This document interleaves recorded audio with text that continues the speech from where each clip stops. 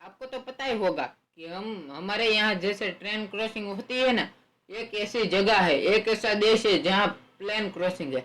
और क्या आपको पता है कि दुनिया के जो फर्स्ट 2 कंप्यूटर थे उसके बीच में आखिरकार जो फर्स्ट मैसेज सेंड किया गया था वो मैसेज क्या था? और क्या आपको पता है जो हवाई जहाज होता है, जो प्लेन होता है, उसके इंजन होते हैं, इंजन के बीचों बीच आके ड्राइंग क्यों बनाई जाती है?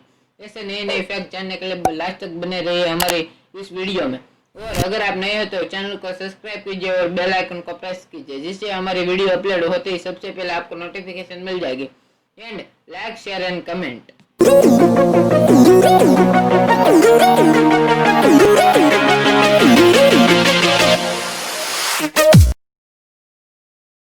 मूवीज में आपने ये देखा ही होगा कि सेल फोन ट्रैक होते हैं ना, वो कुछ हुआ और सेल फोन ट्रैक करते हैं। तो बात ये है कि ये फिल्मों में ही होता है, असल में सेल फोन ट्रैकिंग करने में ऐसा सेल फोन जिसमें इंटरनेट नहीं हो, अगर इंटरनेट होगा तो लोकेशन तो जल्दी ही पता किया जा सकता है, पर जिसमें मोबाइल डाटा वाईफाई कुछ भी ऑन नहीं हो, सिर्फ सेल फोन टावर ही हो, उसे ट्रैक करने में एक्चुअली वो चीज पॉसिबल तो है, पर बिना नेट के भी मतलब ये संभव है। हमारी पुलिस ये कर सकती है, लेकिन इसमें 30 to 40 मिनट्स का टाइम लगता है। 2 मिनट में ये सब नहीं हो जाता।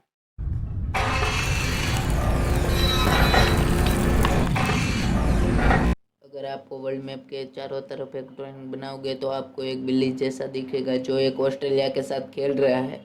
इसे दुनिया की क्रिएटिव इमेजेस में माना जाता है। वर्ल्ड मैप के बारे में और एक फैक्ट आपको बता दूं कि अगर मैं आपको पूछूं कि दुनिया में टोटल कितने कंट्रीज है, जैसे कि यूएस, भारत, रशिया, अमेरिका, इतनी सारी कंट्रीज है, पर टोटल कितने हैं ये तो आपको स्कूल में कभी नहीं बताया गया होगा। टोटल में एक्चुअली में 235 कंट्रीज है। और ये देखो कंट्रीज का list according to their population, इसमें ओलिसी नाम का एक कंट्री है जिसमें 801 लोग रहते हैं।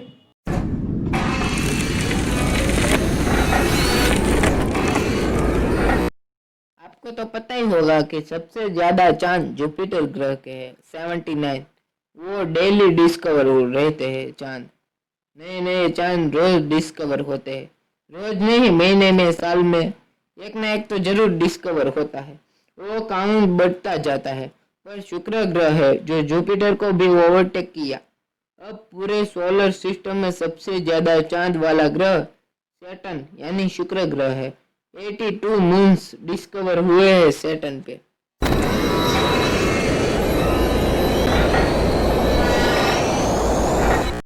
मैनहोल, मैनहोल मतलब ना जो बाहर की कंट्री में और यहाँ भी शायद होता है। रोड के नीचे नाला होता है और उसके ऊपर एक ढक्कन होता है, ठीक है, और रोड के ऊपर ढक्कन होता है। मान लो कि जो नाला है उस ढक्कन को आप उठाने से आप उस अंडरग्राउंड सिविल सिस्टम में पहुंच जाओगे। इसे मैनहोल कहते हैं। उस ढक्कन के एरिया में उस ढक्कन के एरिया में ओक्लाहोमा जगह का नाम है। वो ओक्लाहोमा जगह है। जितने भी मैनुअल है उस ओक्लाहोमा में ढक्कन के टाइप से सबके ऊपर रियल टाइम मैप बना रहता है। रियल टाइम मैप मतलब आप मान लो कि आप उस रास्ते से गुजर रहे हो और आपको पता नहीं कि आप कहाँ हो, तब आपको उस जगह पर खड़े हो गए, तब आपको ये दिखाई देगा कि आप शहर के किस जगह पर खड़े हो। पूरे कॉन्ट्रैक्ट के साथ आपको ये यहाँ पर हो, मतलब उस ढक्कन पर ही एक गाइड बना हुआ है, मैप बना हुआ है। जगह जगह पर शहर में आप कहाँ हो वो आप जगह जगह पर देख सकते हो, मतलब उस शहर में आप कभी भी भूला नहीं होगे। वैसे ये पहले काम आता था, अब गूगल मैप का जमाना है भाई, तो कौन किसी को पूछता है। लेकिन उस जगह पर जहाँ no wifi no mobile tower है वहां पर ये बहुत यूजफुल होगा अगर कोई गुम हो जाए तो।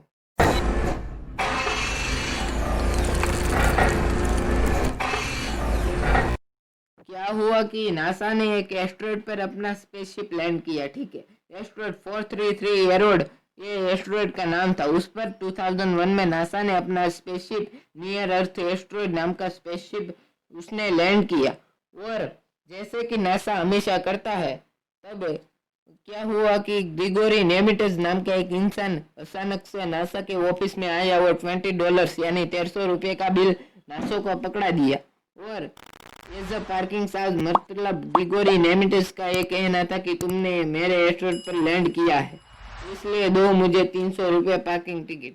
पता है नासा ने रिप्लाई क्या दिया? ये निकल निकल यहाँ से। उसके बाद कोई लीगल स्टैंडिंग नहीं था। मतलब बाहरी एस्टेट पर कोई जमीन कैसे खरीद सकता है बोलो? और ग्रिगोरी ये आम इंसान नहीं था, पता है, ये ठीक ठाक मतलब अमीर टाइप का इंसान था। इस इंसान का एक कंपनी भी चल रहा था, उसका नाम था ऑर्बिटर डेवलपमेंट, पर फिर भी इसने ऐसा किया, पता नहीं क्यों।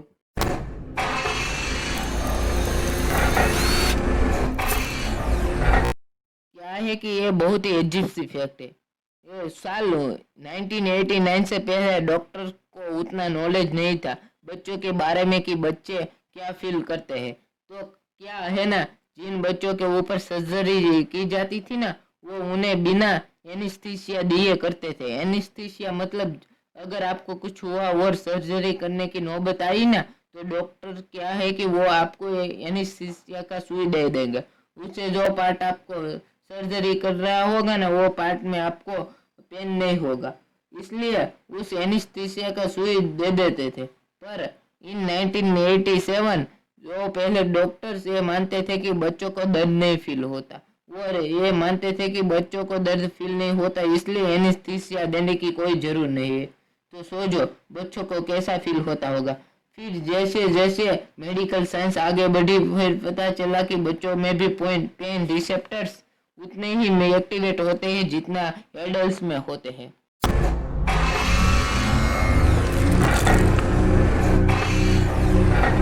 आपने नोटिस तो किया ही होगा कि एरोप्लेन के टरबाइन होते हैं ना, उसके बीच में यहाँ पर कुछ ना कुछ बना हुआ रहता है, मतलब वहां पर कुछ डिजाइन बना हुआ रहता है। क्या आपको पता है कि ये एरोप्लेन में क्यों किया जाता है? ये असल में इसलिए वहां पर कुछ यूनिक डिजाइन बनाया जाता है ताकि पायलट फिजिकली देख पाए कि वो ठीक घूम रहा है कि नहीं, या फिर वो सिस्टम में मॉनिटर में जो दिखा रहा है ना उससे, और एक्चुअली जो प्लेन का घूम रहा है उसमें कुछ डिफरेंस तो नहीं है ना, उस एरिया में उतना लाइट नहीं पहुंचता है, तो जस्ट कि वो देख पाए कि वो इंजन रन कर रहा है, इसलिए उसे वहां डिजाइन किया जाता है।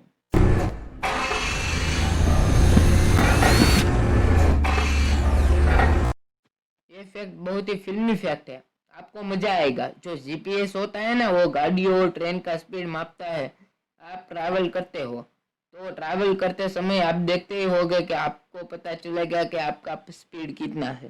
पर बात ये है कि अगर आपका फोन 1000 माइल पर आवर की ज़्यादा स्पीड से जा रहा होगा ना, तो 1000 माइल पर आवर मतलब 1600 किलोमीटर प्रति घंटे से ज़्यादा स्पीड में जो जीपीएस डिवाइस जा रहा होगा ना, तो तब आपका जीपीएस है वो ऑटोमेटिकली डीएक्टिवेट हो जाएगा, क्योंकि उतना स्पीड कोई गाड़ी जाता नहीं है और ना ही कोई और व्हीकल जाता है। और उसका साफ साफ मतलब वही है कि आप किसी मिसाइल को गाइड करने के लिए जीपीएस का यूज कर रहे हो, इसलिए लीगली ये जरूरी है कि वो डीएक्टिवेट हो जाए। जीपीएस सॉफ्टवेयर में ये लिमिट इंटीग्रेटेड रहता है।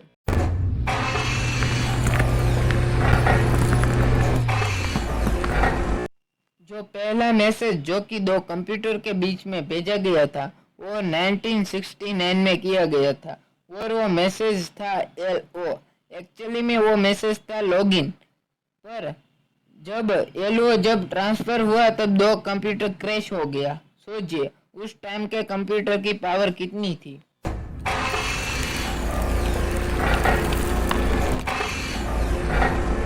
इस दुनिया की सबसे लंबी नदी की लेंथ है 6650 किलोमीटर, जिस नदी का नाम है नील नदी, और उसके बाद सेकंड नंबर पर अमेज़न नदी फेमस रिवर आता है, और उसकी लेंथ है 644 किलोमीटर से थोड़ा सा कम। पर फैक्ट यह है कि पूरे अमेज़न रिवर में कहीं भी ब्रिज नहीं है, कहीं भी पुल नहीं है। ऐसी बात नहीं है कि इंजीनियर उस पर पुल नहीं बना सकते, ऐसी बात नहीं है, बट जस्ट बिकॉज उस नदी के सामने कोई कॉलोनी रहती ही नहीं है और उससे बहुत दूर इंसान बसते हैं, इसलिए उस पूरे अमेज़न नदी के ऊपर एक भी ब्रिज नहीं है।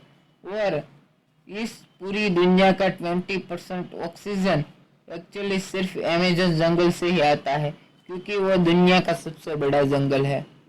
आपको अभी तक हमारी वीडियो पसंद आई तो जल्दी से जाके लाइक बटन दबाएं और साथ में शेयर और कमेंट करना मत भूलना। अगर आप नए हो तो चैनल को सब्सक्राइब करना और बेल आइकन को बजाते जाना है, जिससे हमारी वीडियोज अपलोड होते ही सबसे पहले आपको नोटिफिकेशन मिल जाएगी।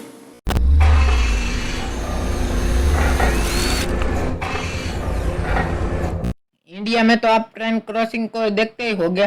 ट्रेन पर क्रॉसिंग होती है और वहाँ गाड़ियाँ रुक जाती है, तब ट्रेन पार होती है। गिब्राल्टर नाम की एक जगह है और वहाँ ऐसा एयरपोर्ट है जिसका रनवे के बीच से गाड़ियाँ पार होती है। Can you believe that? Runway मतलब वो लाइन रोड जिस पर से प्लेन टेक ऑफ करता है और उसी रोड के बीच में से गाड़ियाँ पार होती है। रियली? मतलब यार ट्रेन क्रॉसिंग नहीं है बल्कि प्लेन क्रॉसिंग है।